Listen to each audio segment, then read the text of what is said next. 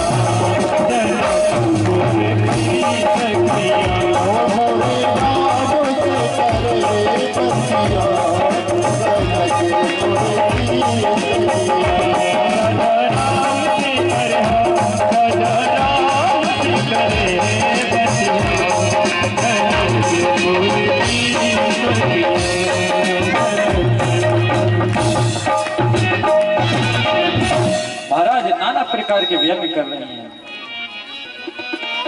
राम जी से कहने लगे हमें नेग दो। बोले काहे का? नेग हमारे पास कहां से आया? राम जी कहने लगे सुनो, कि नेग नहीं लाए हम तो मुनि संग आए, बन के कमंडल धारी डिटाई माप की जो हमारी। तो सखिया कहने लगी कुछ गिरवी रखना पड़ेगा। बोले क्या गिरवी रखना पड़ेगा? बोली बेचौ भेन में तारी ढिठाई, माफ कीजिए हमारी, और बन के प्रेम पुजारी माफ कीजिए हमारी। हमसे प्रेम करना पड़ेगा, यही नहीं है।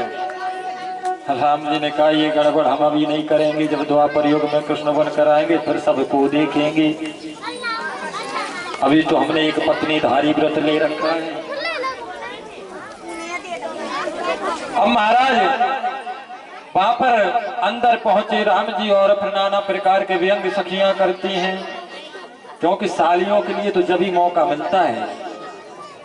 अब कोई चरणों में माथा टेक दीजिए, रास्ता मिल जाएगा। राम जी बोले हम किसी के चरणों में माथा नहीं टेके। राघव बोली ये भी नहीं होगा। क्यों? कि हम तो शिया पग शीश झुकावे, तुम सब बजाओ कर तारी ढिठाई माफ कीजिए हमारी। रास्ता जब मिलेगा पहले तुम हमारी सिया जी के पांव पर। और हम जी कहें ये क्या करवा रही हो, क्या कर रही हो? क्योंकि सखियां हैं अलग अलग भाव को कि स्वर्ण थाल में धर लाई बेदेई की पगदासी, और पाटंबर से ढके सखी पग करें राम से आसे। जो जानकी जी की चरण पादुका थी एक सोने के थाल में रखकर ऊपर ढककर कहने लगी राम जी पहले एक काम करो, जाए पूजो। हाँ इसमें क्या है, खोल कर दिखाओ।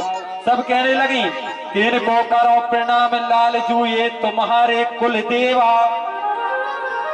और मनोकामना पूर्ण हो सब करो जथा विधि सेवा। इसमें तुम्हारे कुल देवता हैं, इनको प्रणाम कर लीजिए, रास्ता मिल जाएगा। ये आपकी मदद करेंगे। राघव ने पूछा ये कौन है जिनको मैं प्रणाम करूं? ये कौन? बोलिए आपके कुल देवता। बोले प्रभु पर्दे की बातें हम कैसे सच माने। राम जी कहते हैं ये पर्दे की बातों को हम कैसे सच माने। बोले प्रभु पर्दे की बातें हम कैसे सच माने, और ऐसे भोले नहीं नवई जो बिन जाने पहचान। जब तक हम देख नहीं लेते तब तक अच्छी जान पहचान नहीं करते। सखियां बोले, सखियों ने कहा आपके कुल देवता है। प्रभु बोले पहले पर्दा हटा कर देखिए, दिखाइए हमें। राघव ने कहा मैं ऐसे नहीं झुकता। तब बोली सखियां कि बोली सखियां लखन लाल से आप ही शीश नवाओ। अब तो लक्ष्मण जी से सखियां कहने लगी अब आप ही शीश नवाओ। बोली सखियां लखन लाल से आप ही शीश नवावे और कर समान सप्रेम लाल जो कुल की रीति निभावे। अरे कुल की रीति निभाइए। कि लखन कहे हंस सुनाऊ सखी हम एक राम को जाने और इनके सामने और किसी को पूज्य बंद नहीं माने। मैं मेरे भैया के अलावा और किसी को पूजनीय नहीं मानता। हम तो राम जी के अलावा किसी को कुछ जानते ही नहीं है। और छोटे कुमार से कहा आप प्रणाम कर लें। एक भाई भी यदि प्रणाम कर लेंगे तो सबको रास्ता मिल जाएगा। तो शत्रुघ्न क्या बोले कि बोले रिपुसूदन हमरे कुल के देव यहाँ कहाँ से आए। कितनी सुंदर बात है। बोले रिपुसूदन हमरे कुल देव यहाँ कहाँ से आए और कैसा की विधि कारण हेतु कौशल्या माने पढ़ाए। ये तो हमारी मैया ने बतला दिया था पहले ही कि हमने यहाँ नहीं प्रणाम कर। शत्रुघ्न जी बोले सखी हमारे कुल देवता तो अयोध्या में होते हैं, यहाँ कहाँ से आए। तो तीन प्रणाम कीन नहीं अब भरत लाल की बारी। भरत जी का भरत जी जानते हमारी हंसी होगी जानबूझकर हमारी हंसी होए तो होए। प्रभु को रात भर खड़े रहना ना पड़े इसलिए मार्ग खुल जाए इसलिए मैं ही प्रणाम कर लेता हूँ सज्जनों। तो भरत जी ने प्रणाम किया। भैया हो तो भरत जैसा हो। भरत जी इतने दास भाव में बहुत आनंद आया। बारात लौट कर गई। राम जी का राज्य तिलक की घोषणा कर दी महाराज दशरथ ने। एक मंथरा नाम की कैकेयी की दासी ने कैकेयी के कान भर दिए। अब महाराज समय व्यतीत हुआ महाराज दशरथ से। कैकेयी ने दो वरदान मांगे अपने पुत्र भरत को राज तिलक और राम को वनवास 14 वर्षों का। और वरदान मांगे तो वरदान दिए। राम दशरथ जी ने राम जी से कहा राम बन को जाओ। अब कथा बहुत है आप सब समझदार हैं क्योंकि राम कथा सब विस्तार से नहीं कर पाएंगे। थोड़ा हमें भरत जी वाला भी प्रसंग लेना है और समय व्यतीत हो रहा है। फिर कभी देखेंगे जब समय आएगा। महाराज समय व्यतीत हुआ। राम वन को गए। वहां जाकर हनुमान जी महाराज से मिले। सुग्रीव से मित्रता हुई। वाली का उद्धार किया। रावण कुंभकर्ण मेघनाद इत्यादि का इनका सबका उद्धार करने के बाद 14 वर्षों का वनवास पूर्ण करने के बाद आए। राम जी के पादुकाओं ने अयोध्या में राज्य किया और इसके बाद राम जी फिर लौट कर आए। राम का दोबारा राज्य तिलक हुआ। राम के राज में सभी आनंदित रहने लगे। हो गई पूरी राम कथा। कुछ रहा तो नहीं राम कथा बताओ। ब्रज में एक श्लोक में राम कथा कहते हैं क्या एक राम थे एक रावन्ना और एक थे क्षत्रिय एक बामन्ना। बाने बाकी सिया चुराई और बाने बाकी लंक मिटाई। पूरी हो गई रामन्ना और तुलसी लिख गई पोथन्ना। ब्रज में हंसने के लिए कहा जाता है ऐसी बात नहीं। बाबा तुलसीदास जी ने बड़ा सुंदर रामचरितमानस का लेख किया है। बड़ा आनंद आता है जिसको पढ़ने में। रामायण के हर मार्ग पर हमें चलना चाहिए। यहीं पर राम जी के भी 2 बालक हुए जिन्हें हम लव और कुश नाम से जानते हैं। अब राम कथा तो यहीं छोड़ो कृष्ण कथा की ओर हम प्रवेश करते हैं। बोले राधा गोविंद सरकार की। हमारे लाला को जन्म हुए बार हुए कछु देर के बाद।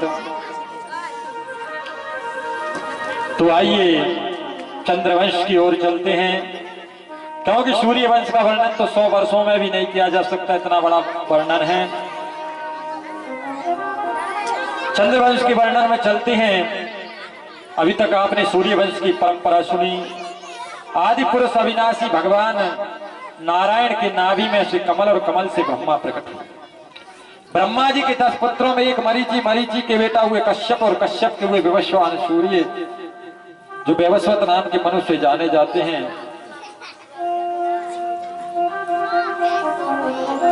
इन्हीं में आगे चलकर उन्हीं कश्यप जी महाराज की एक बेटा हुई इक्ष्वाकु, उनके यहाँ इक्ष्वाकु वंश चला। इनके वंशजों का वर्णन आपने सुना, सूर्य वंश की परंपरा है। अब चंद्रवंश की सुनिए। ब्रह्मा जी के बेटा सोम, और सोम के बेटा हुए अत्रि, यानी चंद्रमा के अत्रि। अत्रि के बेटा हुए 3, दत्तात्रेय, दुर्वासा। ब्रह्मा जी के हुए अत्रि, अत्रि के हुए बेटा सोम, चंद्रमा। चंद्रमा 3 भाई थे, सोम, दुर्वासा, दत्तात्रेय। और उन्हीं चंद्रमा के बेटा हुए बुध, बुध के हुए पुरुरवा, उन्हें हेल भी कहा जाता है, जो इला के गर्भ से हुए थे। उर्वशी जो स्वर्ग की सर्वश्रेष्ठ अप्सरा कही जाती थी, ब्रह्मा जी की रची हुई नहीं है, भगवान नर नारायण के संकल्प से प्रकट की गई। उसी उर्वशी के गर्भ से 6 बेटा हुए, आयु, श्रुतायु, सत्यायु, रयो, जय, विजय। ये 6 बेटा बड़े पराक्रमी। श्री सुखदेव जी महाराज राजा परीक्षित से कहते हैं, परीक्षित, पुरुरवा के 6 पुत्र थे, उनमें विजय के वंश का वर्णन, आयु के वंश का वर्णन। आयु के 5 बेटा हुए, नहुष, छत्रवध, रज, शक्तिशाली, रंभ और अनिनाश। इनमें नहुष बड़े प्रतापी राजा हुए। राजा नहुष के 100 यज्ञ, राजा नहुष ने 100 अश्वमेघ यज्ञ किए। 100 अश्वमेघ यज्ञ करके सतक्रतु कहलाए और इंद्र बन गए। जब इंद्र को ब्रह्महत्या का आक्रमण हुआ था, तब इन्होंने इंद्र का कार्य संभाला था।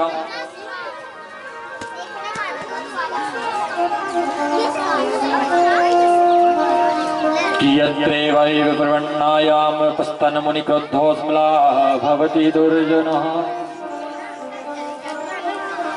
और महाराज ययाति ने राज्य शासन संभाला, राज्य किया। श्री सुखदेव जी महाराज राजा परीक्षित से कहते हैं कि परीक्षित,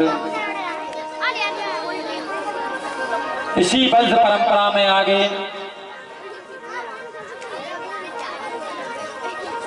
ययाति राजा की 2 पत्नियां, देवयानी और शर्मिष्ठा। देवयानी के गर्भ से 2 पुत्र हुए, यदु और दुर्वसु। इसी यदु के वंश में भगवान श्री कृष्ण का प्रादुर्भाव हुआ। शर्मिष्ठा के गर्भ से 3 पुत्र हुए, द्रघ्यु, अनु और पुरु के वंश में पांडव आदि हुए। देवयानी को पता लगा कि शर्मिष्ठा अब मेरी दासी नहीं, मेरी सौत बन गई है, तो जाकर अपने पिता शुक्राचार्य के पास अपने पति राजा ययाति के खिलाफ शिकायत कर दी। पिताजी, जो शर्मिष्ठा मेरी दासी बनकर गई थी, उसको उन्होंने मेरी सौत बना लिया। बस शुक्राचार्य जी ने साफ दे दिया, ऐसी मनमानी करने वाला ययाति अब बूढ़ा हो जाए। जवानी में उसे बुढ़ापे ने दबोच लिया। तो महाराज उसने प्रार्थना की, महाराज ये गड़बड़ ना करें। तो उन्होंने कहा,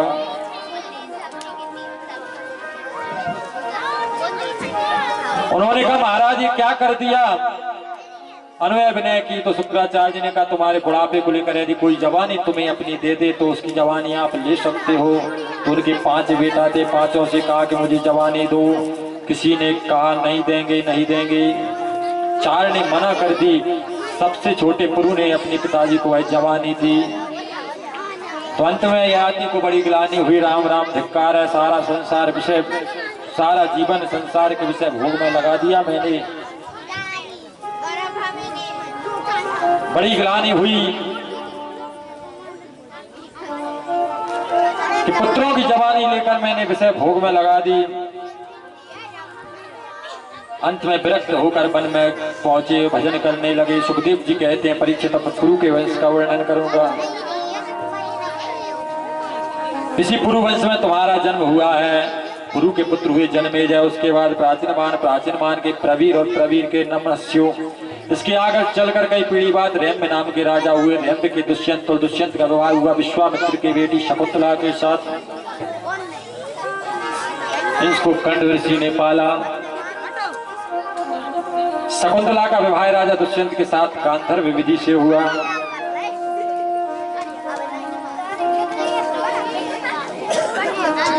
महाराज कंड ऋषि ने इनको पाला।